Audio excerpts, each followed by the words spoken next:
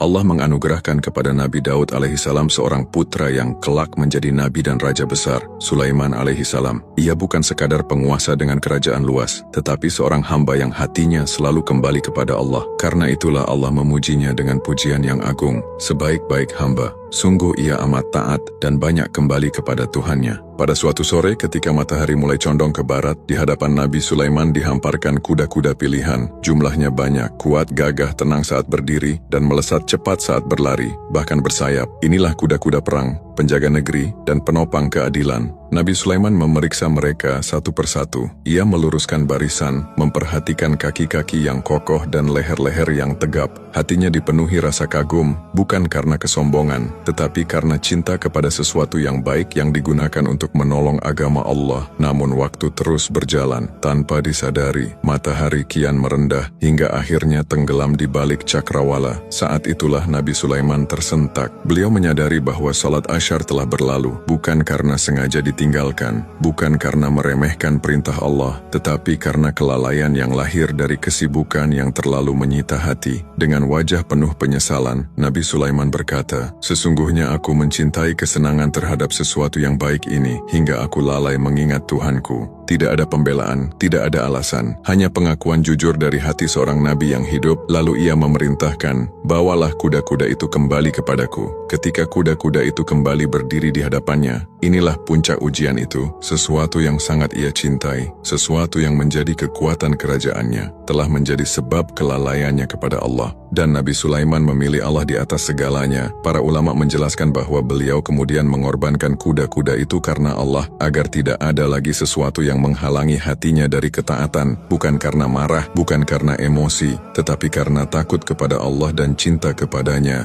Allah melihat hati hambanya, Allah melihat kejujuran taubatnya. Maka Allah pun menggantinya, bukan dengan kuda yang lebih cepat, bukan dengan harta yang lebih banyak, tetapi dengan angin yang tunduk pada perintah Nabi Sulaiman, angin yang membawanya menempuh perjalanan sebulan hanya dalam waktu singkat, angin yang lebih kuat, lebih cepat, dan lebih mulia daripada ribuan kuda. Saat itulah terbukti janji Allah yang tak pernah meleset. Siapapun yang meninggalkan sesuatu karena Allah, ia tidak akan pernah rugi. Sebagaimana sabda Rasulullah Shallallahu Alaihi Wasallam, "Sesungguhnya engkau tidak meninggalkan sesuatu karena Allah, melainkan Allah akan memberimu yang lebih baik daripadanya." Kisah Nabi Sulaiman bukan sekadar cerita masa lalu. Ia adalah cermin bagi hati kita hari ini, tentang bagaimana sesuatu yang halal dan baik pun bisa menjadi ujian jika ia membuat kita lalai dari Allah, dan tentang bagaimana keikhlasan, meski terasa berat, selalu berakhir dengan karunia yang lebih besar.